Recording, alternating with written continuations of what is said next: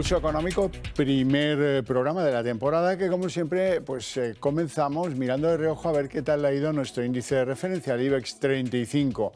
Una leve caída, 0,07% de merma, y el índice general que termina la sesión de hoy, 8.694,9, con algunos valores que avanzan a pesar del día un poco complejo por los temores a lo que pueda suscitar el problema político de Brasil. Pero bueno, la verdad es que al final algunos han sacado una buena sesión. Solaria 4,36 arriba. ING, la holding de Iberia y de Vueling, que hoy sube 3,38. Y el grupo hotelero Meliá, que hoy pues recupera 2%. En el lado de los que han tenido problemas en la sesión, Endesa se deja 1,73, Unicaja 1,66, CaixaBank 1,34. Bueno, y a continuación les voy a adelantar algunas de las noticias que seguro pues destacan el debate económico que vamos a mantener sobre esta mesa con los mejores expertos, como siempre, para que ustedes nos vean desde donde nos vean, no pierdan detalle. Bueno, pues en el debate económico hoy tenemos que relatar para ustedes que la renta de los españoles es la que más baja en Europa desde 2019. Esta realidad, que es la más dura, los economistas siempre dicen, no, tú mírale la renta per cápita, ahí te van a engañar donde menos te van a engañar. Muy bien, pues resulta que los ciudadanos españoles se empobrecen 1.700 euros por cabeza, y esa es la mayor pérdida que sufren los ciudadanos de las grandes economías europeas. Y en segundo lugar, o a lo mejor en primero, según el orden que quieran imprimirle nuestros invitados, hablaremos de los 40.000 millones de euros que se juega España en el futuro de Brasil. Les ha ido muy bien a las compañías españolas que operan allí, de ahí han sacado grandes beneficios en los años pasados, pero es verdad que pues, este problema político posterior a la toma de posesión de Lula da Silva después de unas reñidas elecciones, aunque las ganó por 2 millones de votos, pero eso en Brasil es decir poco. Parece que los partidarios de Bolsonaro no dan su brazo a torcer. Bueno, a nosotros lo que nos interesa aquí es el impacto económico para las grandes compañías españolas. A continuación les presento ya, sin más demora, a nuestros invitados de hoy lunes. Don Juan Iranzo, catedrático de Economía Aplicada, director de Armadata. Feliz año. Feliz año a todos los televidentes, a usted por supuesto, a don Miguel Ángel, y esperemos que este año, bueno, pues no nos depare grandes problemas. Sí, al principio del mismo, pero espero que se recupere en el segundo semestre. Bueno, esperémoslo todo. Don Miguel Ángel Cicuéndez, vicepresidente de ASEAFI y consejero de Eurohispano Opciones SICAP. Muy buenas tardes, feliz año. Buenas tardes, feliz año a todos los televidentes, a don Juan, a usted mismo, y muy contento de estar aquí, sano y salvo. Voy a empezar por usted. A ver, ¿cómo ha visto la sesión en un IBEX que ha acusado un freno a los valores más expuestos en Brasil, pero con independencia de eso, también hemos visto alguna resistencia en algún punto bastante poco halagüeña? Bueno, si quiere recapitulamos desde el último día que estuvimos aquí. Yo hablé ya en su día de en Acción de Gracias había que empezar a vender y salirse de los mercados y que íbamos a tener un final de año complicado. Bueno, pues curiosamente así ha sido. Ya una vez empezado el año las cosas cambian. Parece que antes de que lleguen los Reyes el mercado se ha girado al alza. Suele ocurrir que los primeros días de mes son positivos y más de año cuando ya las minusvalías fiscales se han hecho y demás, y el mercado, pues desde luego en Europa, que está por delante de Estados Unidos, ha generado una señal de compra y ahora mismo el mercado está en el rabioso corto plazo alcista, con lo cual, como lo veo, con predisposición alcista, pero con mucha prudencia, porque digo en el rabioso corto plazo.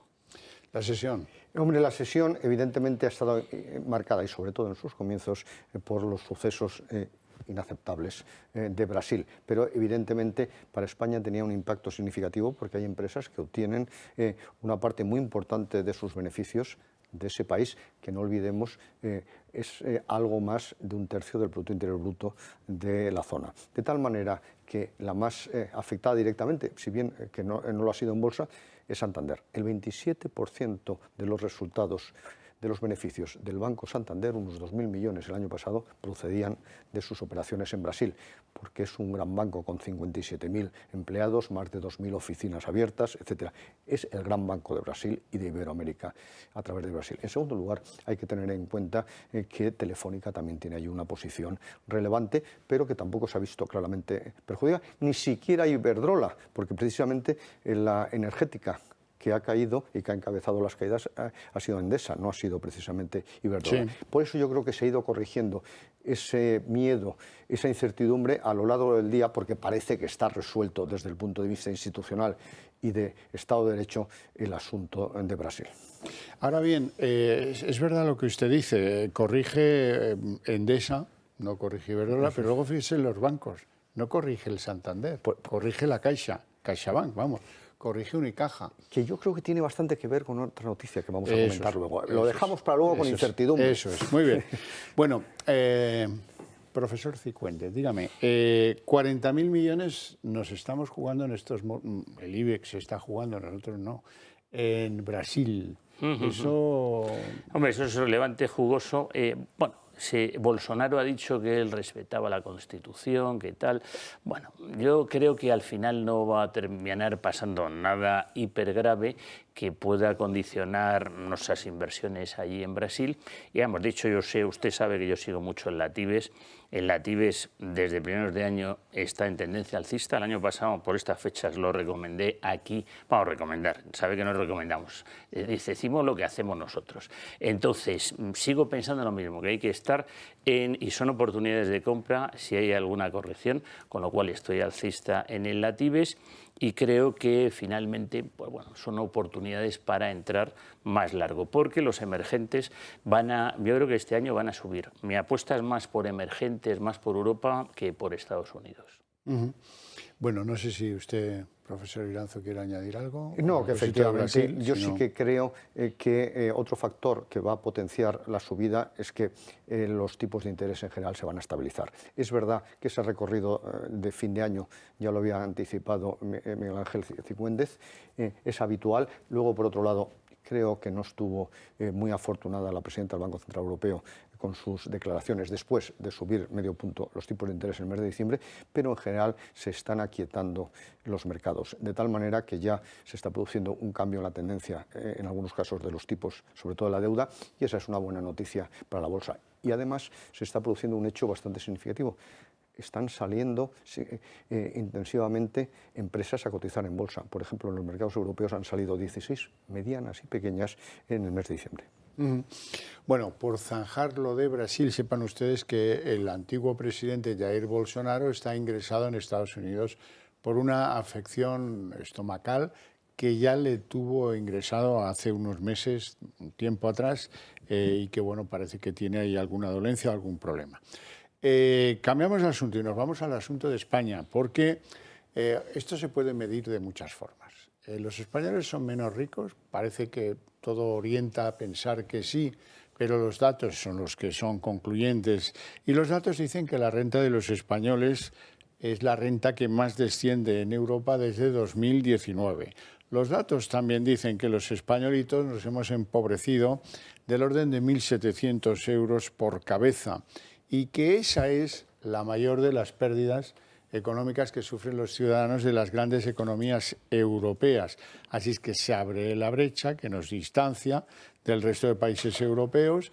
Vamos bajando en ese ranking internacional de nivel de vida y nos quedamos ya en el puesto 18 y más bien hacia la baja. Sí, efectivamente, no estamos hablando de nada esotérico, sino dividir el Producto Interior Bruto por el número de habitantes, no de españoles, de habitantes dentro del territorio nacional. De tal manera que hay que insistir una vez más, porque ya parece que se empieza a olvidar que en el año 2020 el Producto Interior Bruto español se hundió. Fue un cataclismo, el 11,3%. Fue el país, después de Perú, que más cayó. De tal manera que eso marca ya la base. Ahí se produjo un empobrecimiento enorme, porque el número de habitantes siguen siendo los mismos y la recuperación está siendo lenta. De hecho, el año 2022 Ya veremos si llegamos a crecer en términos interanuales el 4%, con una clarísima desaceleración en el segundo trimestre, a lo mejor el 3,5%. De tal manera que si el PIB ha crecido muy poco, en otros países más, y el denominador es el mismo, ¿a qué lleva? A que nuestra renta per cápita se haya situado a finales del año pasado en 30.100 euros, muy alejado de la de Francia, 43.700, 35.650 del caso de Italia, por hablar de países del entorno cercanos. De tal manera que eso, ¿qué implica? Que somos más pobres. Y que nos hemos empobrecido, como muy bien ha dicho usted, y que no vamos a recuperar nuestra riqueza del año 2019 hasta por lo menos el año 2024. Y eso que no estamos teniendo en cuenta la inflación. Pero además, que eso significa pérdida de poder adquisitivo, porque en España de media ha sido superior. Y luego, por otro lado, hay que tener en cuenta otra circunstancia, que el endeudamiento, sobre todo del sector público, es decir, de todos nosotros, ha aumentado. Es decir, tenemos menos y debemos más. Cifuentes, mal asunto para invertir, ¿eh? Pues poco más se puede decir, razón por la cual estamos, fíjese, con respecto a esto, los americanos nos están viendo baratos, es decir, nuestro IBEX, que sabe, también el año pasado comenté que este podía ser el año del IBEX, hoy recordarlo, pues ya simplemente es puntualizar lo que ya dijimos, estamos más baratos, no solo el IBEX, sino en general el DAX, el K40, pero en concreto nosotros especialmente baratos, razón por la cual estamos subiendo, porque es que en Europa llevamos 15 años por detrás de los Estados Unidos, digo, en lo que son las bolsas. Siempre en los últimos 15 años ha liderado Estados Unidos. Este año, curiosamente, no. Bueno, aparecían los datos de inflación de la eurozona hace unas horas y una de sus conclusiones o de las evidencias que plantean esos datos es que la inflación subyacente en todo lo que es la eurozona ha subido hasta el 5,25% en el mes de diciembre.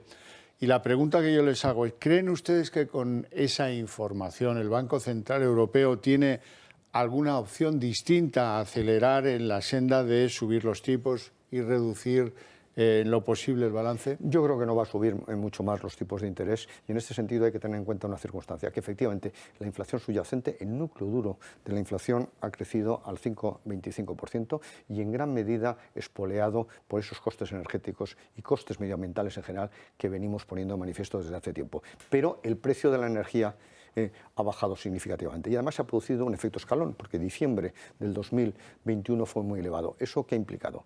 Que el IPC en la zona euro ha caído un punto. Se ha situado en el 9,2% y con tendencia clarísimamente a la baja. Por tanto, yo creo que va a seguir mucho más ese dato que inflación subyacente.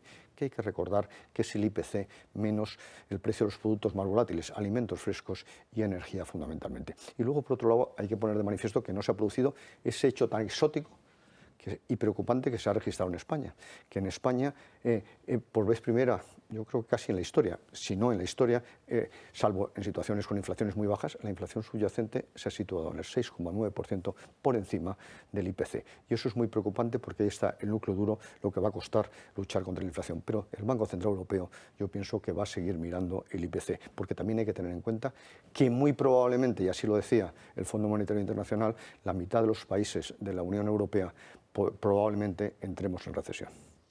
Miguel Ángel Cifuentes. Claro, pues yo creo que Christine Lagarde, la verdad es que se lanzó a la piscina de una forma muy fuerte en diciembre, pero los mercados no acaban de creerla. Entre otras cosas, creo que es abogada, ¿no? O sea que, si de economía lo justifica. Laboralista para más. Bueno. Entonces, bueno, pues no terminan de creerla y, bueno, pues la impresión que a mí me da es que se lo tiene que pensar mucho. Desde luego que va a haber subidas, sin ninguna duda, pero oye, yo estoy viendo el bono alemán, parece que ha hecho techo. Entonces, bueno, pues la verdad es que este año va a ser el año de la renta fija. Va a haber muchas oportunidades para comprar bonos europeos grado de inversión, de los buenos, de los que tienen titulaciones relevantes y, bueno, y que están bien reconocidos por las casas en concreto que tienen AA, BB, B, quiero decir, a la hora de tener el rating, ¿no? Estamos hablando de grado de inversión, estamos hablando de los bonos de primera línea. Bueno, pues ahora llegamos al meollo que comentaba antes Juan Iranzo, que es el meollo de la banca, porque el Banco Central Europeo parece que exige 1.241 millones adicionales de capital a la gran banca española este año. Y antes estábamos hablando de que Hombre, es curioso que los grandes bancos que operan en Brasil no se hayan visto resentidos en absoluto en la sesión del IBEX y, sin embargo, sí lo hayan hecho Unicaja y CaixaBank, que son los dos que están en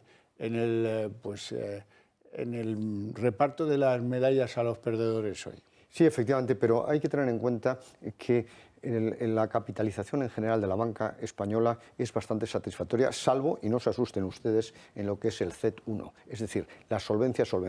Se espera un cierto deterioro de la situación económica, es decir, un aumento ligero, no muy intenso de la morosidad, y por tanto lo que recomienda o establece aplica al Banco Central Europeo es la necesidad de incrementar el capital. En este caso, además, muy concentrado, como no puede ser menos, en los grandes bancos.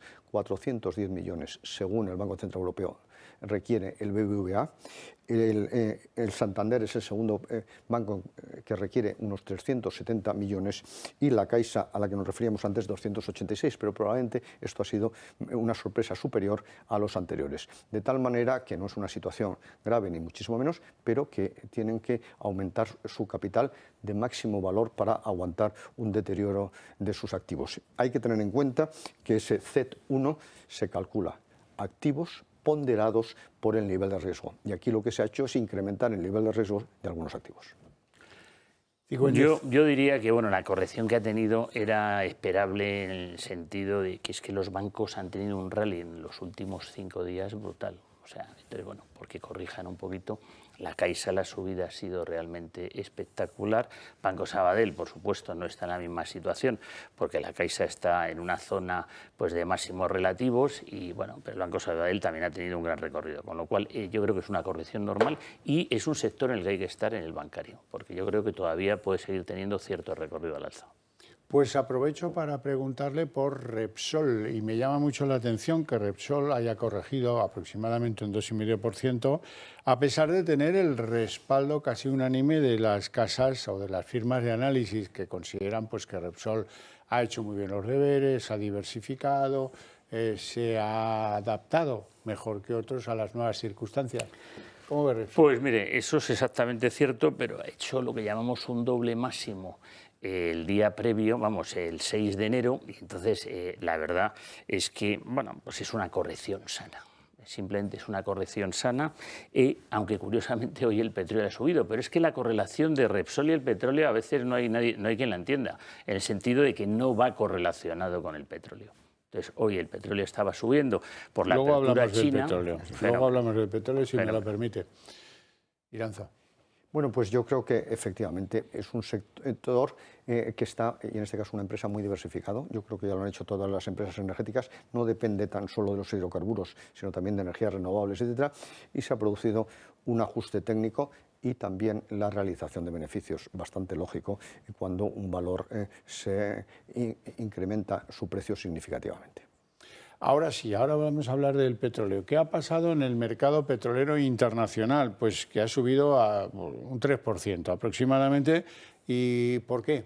Pues porque los chinos, a pesar de que tienen un problema con el COVID y en fin, tal, no quieren cerrarse de nuevo y han decidido la reapertura de su actividad industrial, sobre todo, y también de los transportes y también de la vida urbana en sus ciudades. Sí, pero fíjese que iba subiendo un 3 y pico y ahora el Brent está subiendo un 1,49. Al final, fíjese, el dato de ISM, en concreto que tuvimos en Estados Unidos el viernes, nos vino a decir que allí van a la recesión de cabeza, por lo que se está anticipando. Entonces, si eso ocurre, pues al final la recesión puede que termine llegando a un montón de países y de continentes y eso para el petróleo es malo. Entonces, sí, está rebotando por los chinos, pero aquí ya anticipamos hace tiempo que el petróleo iba a caer, ha terminado cayendo. Hombre, sería normal que a lo mejor pueda llegar a los 90, pero no, digo, en algún momento del año, pero no digo en este momento.